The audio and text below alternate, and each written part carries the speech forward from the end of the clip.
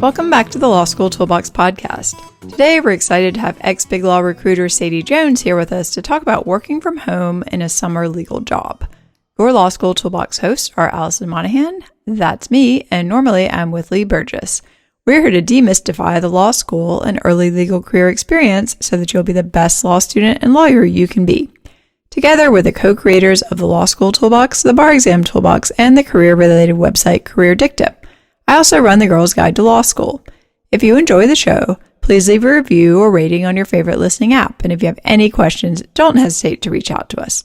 You can always reach us via the contact form on lawschooltoolbox.com, and we would love to hear from you. With that, let's get started.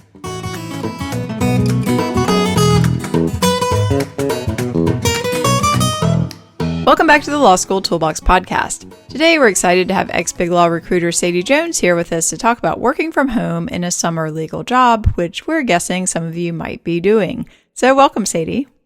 Thanks for having me back. My pleasure. Thanks for joining us.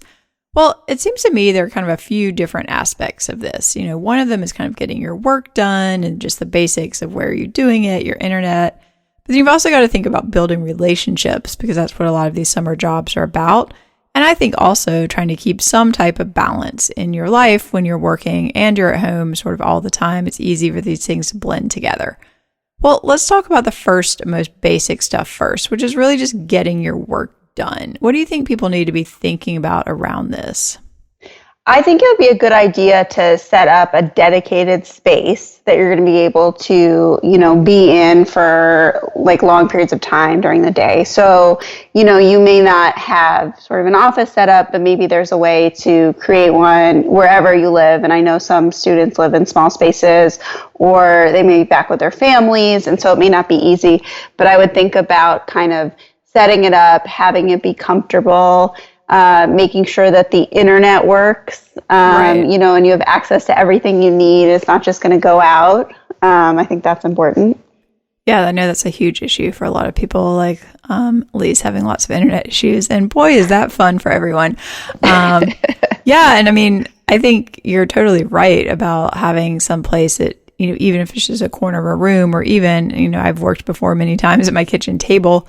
One thing I think people should try to think about here is some ergonomic stuff. I mean, I've definitely found working out of my not particularly well set up home office for the last several months that I've had to start thinking more about that. I actually just got a clip-on keyboard tray, which has been kind of life-changing. And it occurred to me, you can kind of clip this anywhere. So even if you're working at the kitchen table and it may be not quite the right height or something like that, you can go on Amazon or someplace and get one of these and just clip it on. And that might actually be a drastic improvement in your ergonomics, which if you're going to be working a full workday in the space, I think you do need to think about. Definitely, because I think, some people want to stand up, some people, want to move around to different locations, and I would just make sure that wherever you're going to be, that you're going to be comfortable. And I would sort of test it out ahead of time, before you're kind of like in it, having to get something done for a long period of time, because maybe you haven't sat in that chair, for multiple hours before. Yeah. I kind of like to set up in different locations, and I think that's okay too, as long as you make sure that you're sort of comfortable wherever you are, and also free from distractions and other people and noise, and, you may have to get creative here.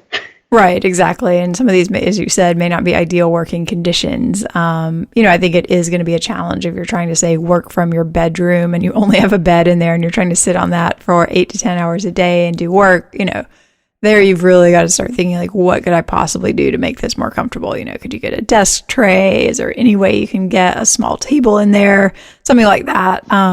Yeah, I got something like that from CB2, which is actually pretty cute too. It's sort of acrylic, and you can, it's, I think, meant for food, but you can put your computer on it, and I think it's been really helpful. So there's lots of options, and I think there's things that you can sort of, maneuver into something else. I think in quarantine, we're all trying to get creative.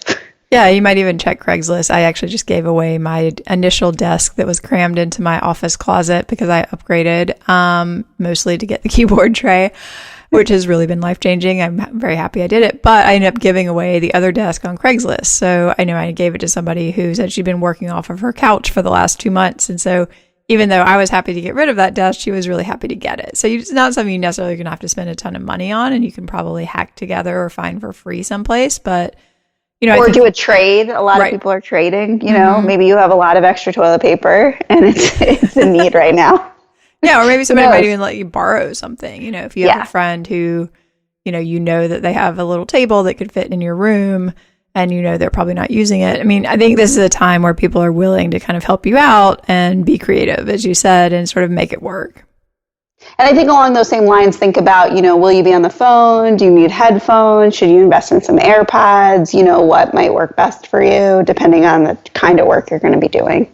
Right, exactly. And yeah, if you're, we're going to get into this in a second, but, I think some of the things beyond just the space, I think you're right. You want to think about what other equipment might you need. Do you need a more ergonomic mouse or keyboard? These are pretty low investment cost-wise, but they can make a really huge difference.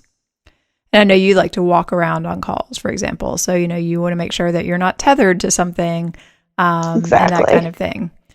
All right. So beyond this, I think in terms of getting your work done, there are a couple of other things I think people may not have thought about yet that you want to consider. And this is personally one of my pet peeves. You've got to figure out the tech that you're going to be using as soon as possible. And typically in legal situations and legal settings, one of these really key issues that you probably haven't experienced before is how are you supposed to be saving files? I have seen this lead to people not getting offers. It's such a big deal, and it seems like such a silly thing. Yeah, it's a really big pet peeve for people, particularly partners. And I think in this situation, you are going to probably have to figure out more things on your own. Generally, at a law firm, you can kind of call somebody to come and show you something, and, you're not going to be able to do that. You may need to either figure it out or talk it through on the phone. So I think you're going to kind of have to go above and beyond to make sure that you understand it and that you are not saving files locally, because that really bothers people. It really is a terrible idea. So if you're not even at all familiar with this, basically in a nutshell, they're going to have some type of remote system, and it's probably going to put a number on your document. And if you don't do this correctly, it is absolute chaos. So you have to learn how to do this. If they hand you out a document about how to do this, review that carefully. If you don't understand it, get someone on the phone. Maybe you can do a screen share where they show you how to do it, but you have to know how to do this, because it is absolutely the type of thing that will drive people insane if you get it wrong.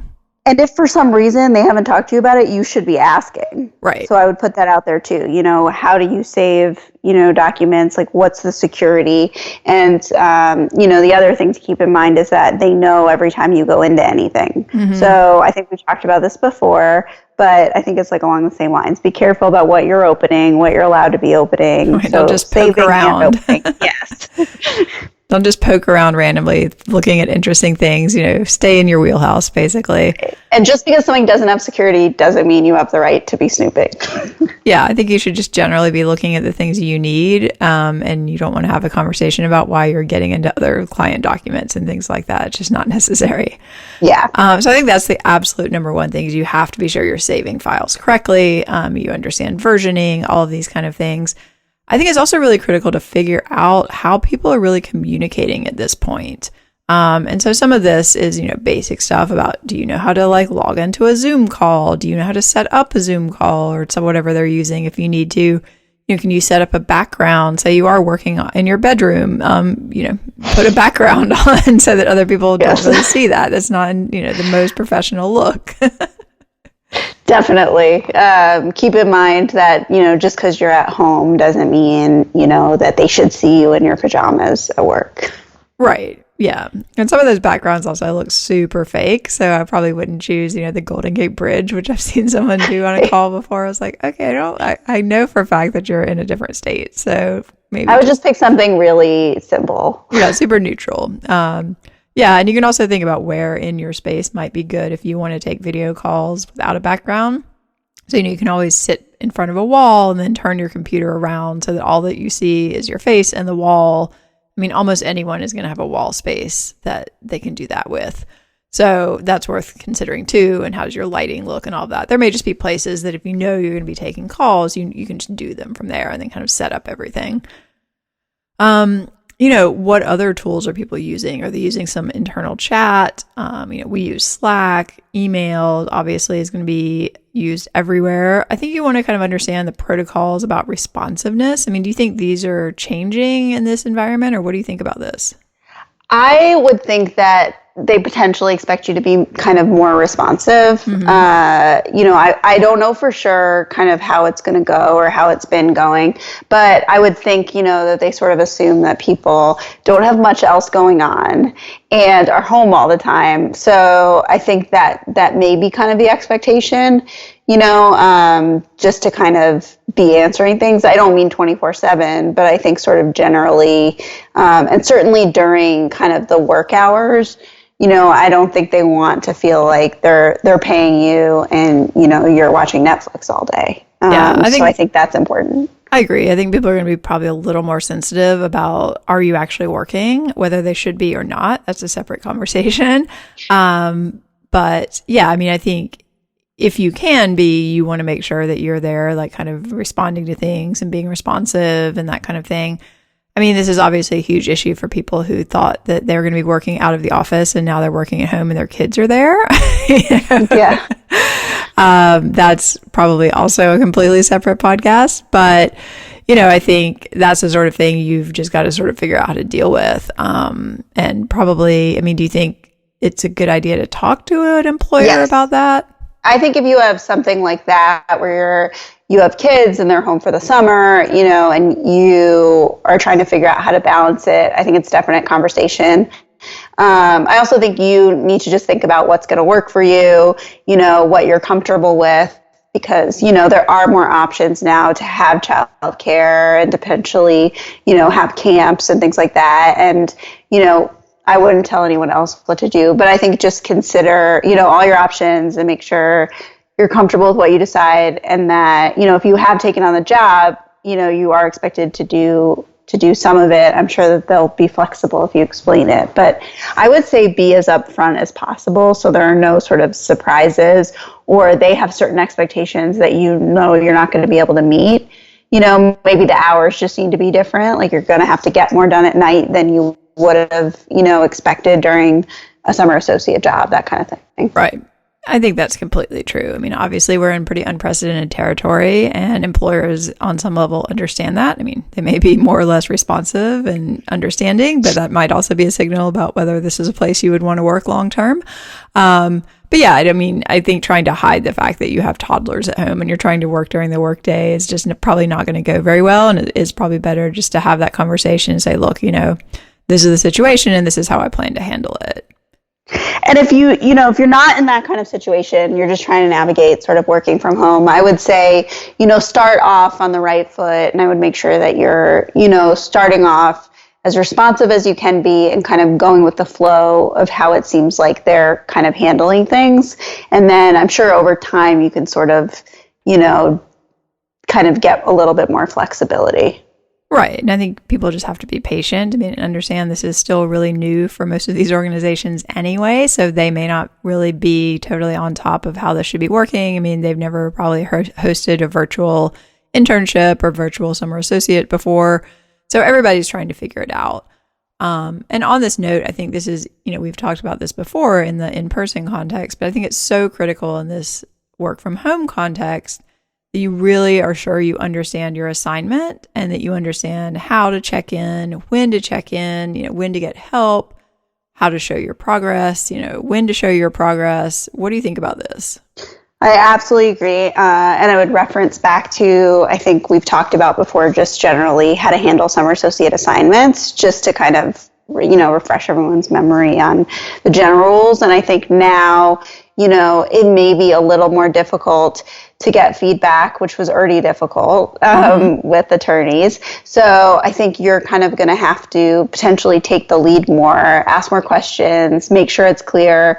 I would probably ask them how they want you to contact them, maybe try to get a sense of their schedule so you're not, kind of invading on time they have for other things, figure out how they're doing things. But, it may be a lot on the summer associate to make sure that, they really understand it and they're getting the right feedback and they're, doing good work. And, there is something about just being able to walk into someone's office, casually to ask about things that can make it easier, and you're just not going to have that option.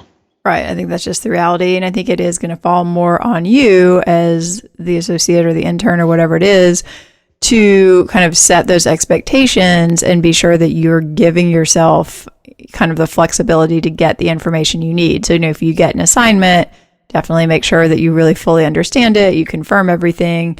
And then it might also make sense to say, oh, how would you like to check in on this? Say it's a month-long thing. Like, should I give you a progress update every few days? Like, what would you like?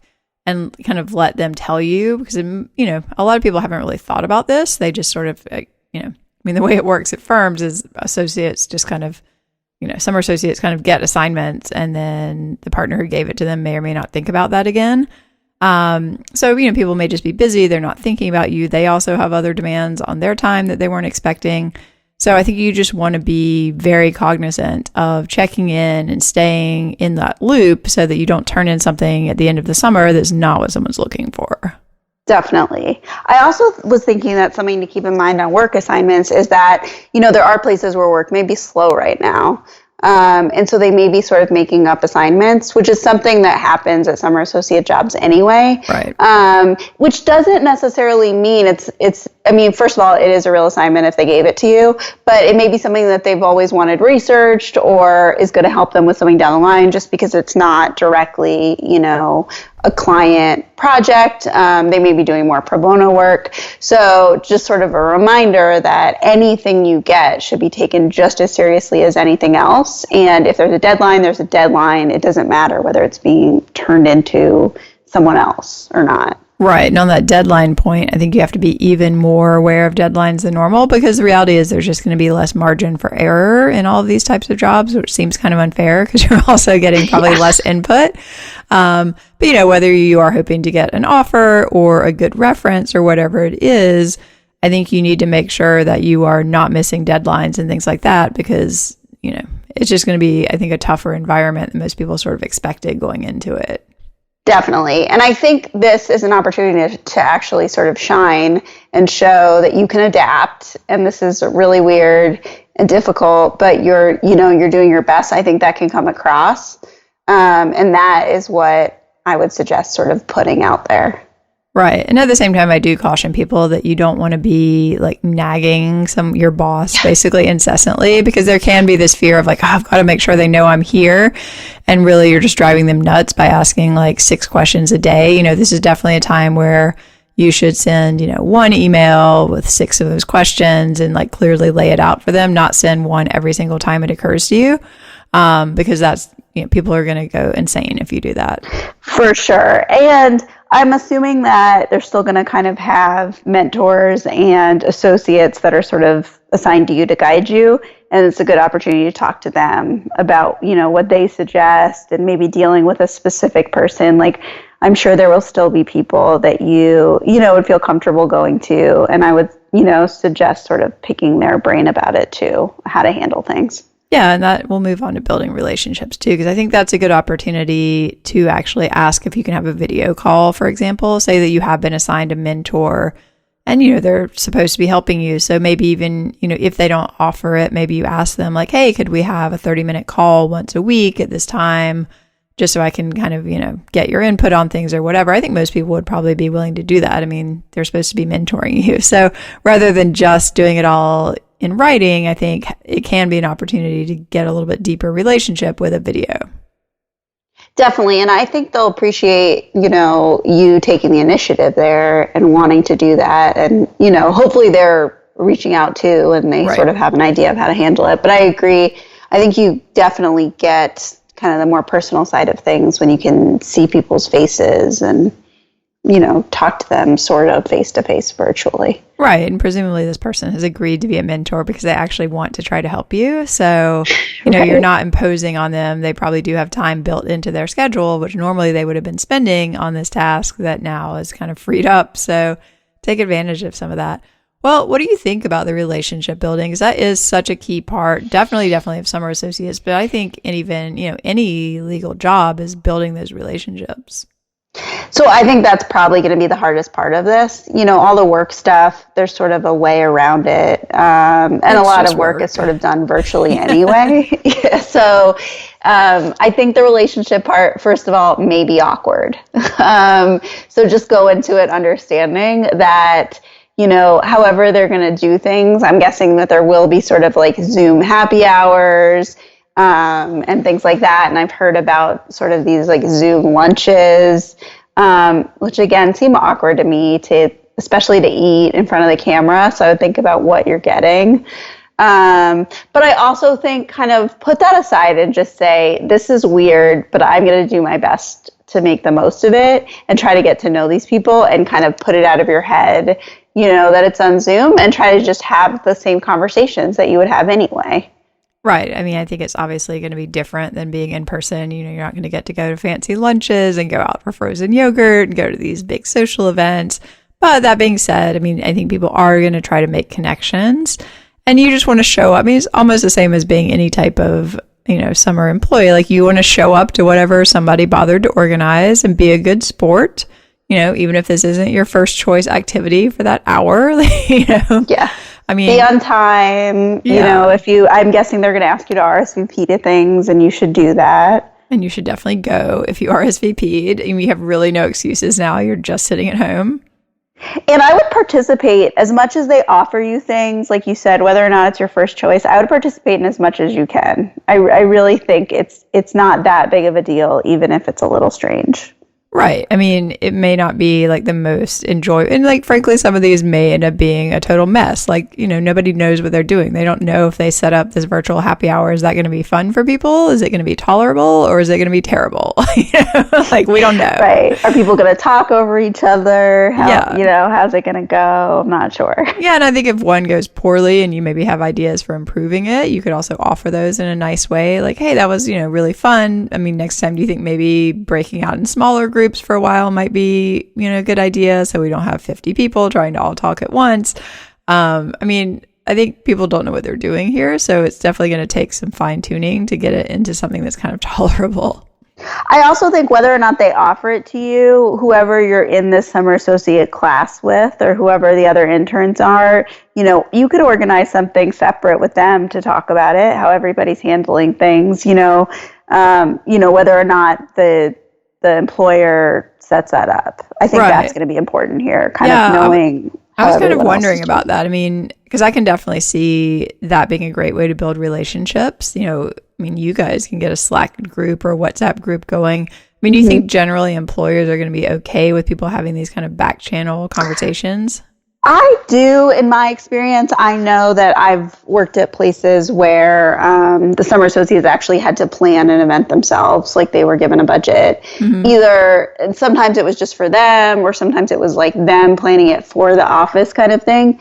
So my understanding is that firms and employers, they want you to get along, they want you to bond, they want you to be a class. And I don't think they're trying to like big brother and listen to everything you're saying. Like, it's okay. Right. I do think you want to be careful what you write down, especially if you're using any equipment that you've been issued. You don't want to be that example summer associate who like said something really stupid and somebody got offended and then they sent it out and then it's on above the law and now your career is ruined.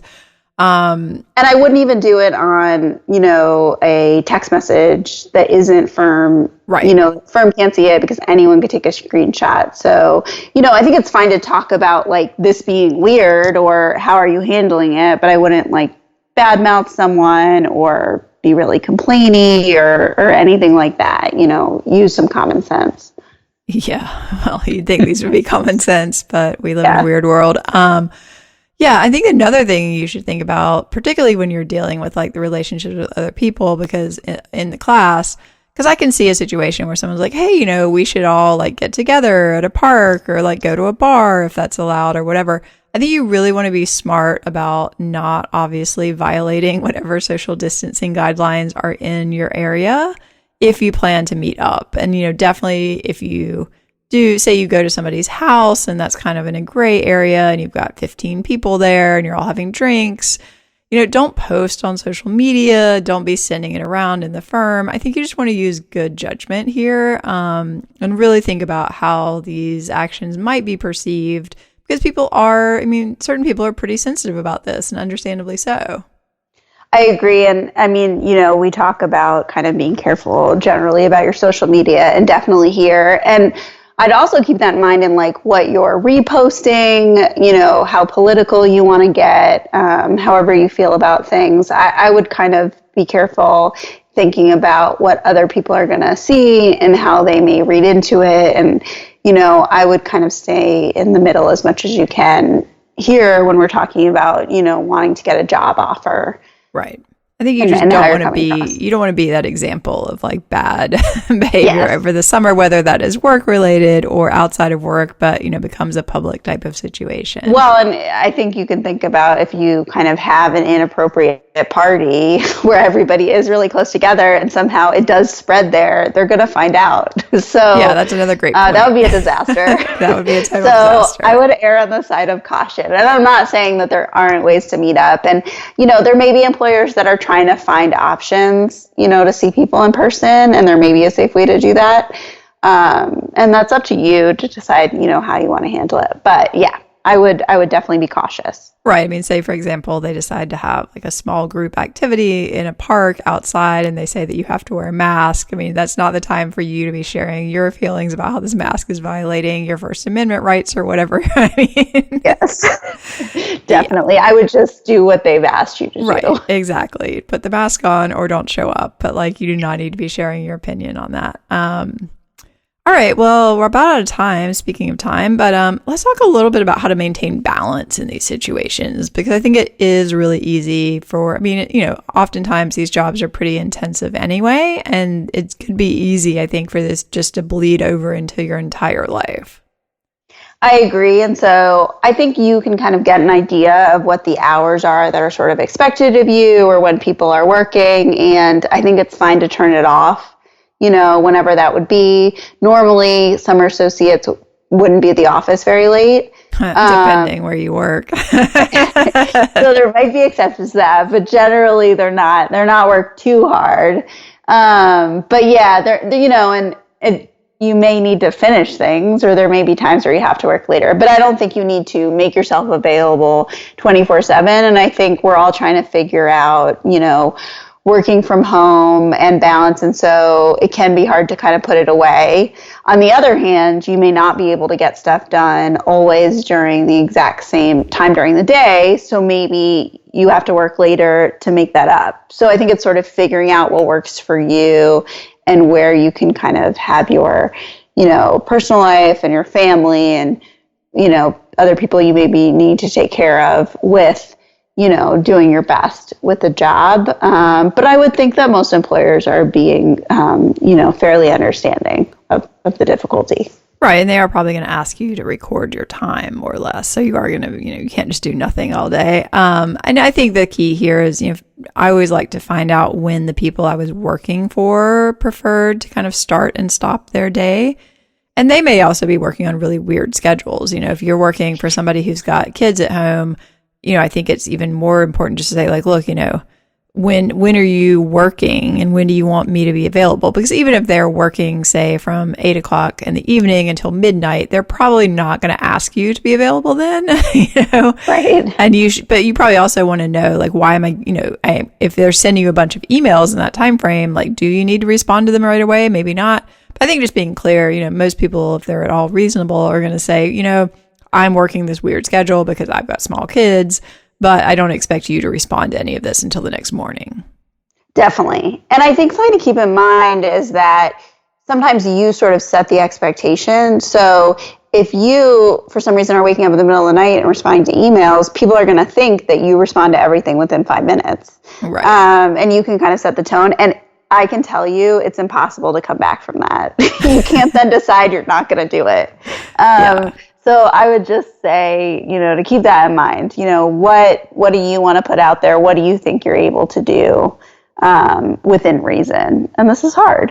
Right. This is a lifelong skill set if you're going to be working as a lawyer. Definitely. And I think too, you know, it's a good idea to have some other projects or activities ready to go so that you're not just tempted to work all day and all night, because in the end, that's not, I mean, it might seem like that's the way to get ahead, but that's not really in the long run the way to get ahead. Like, you have to figure out how to balance your life. So whether it is, you know, committing to signing up for an exercise or a yoga class online at a certain time that you know, okay, at 7 p.m., I'm going to go to this class, or having some really involving project that you're working on.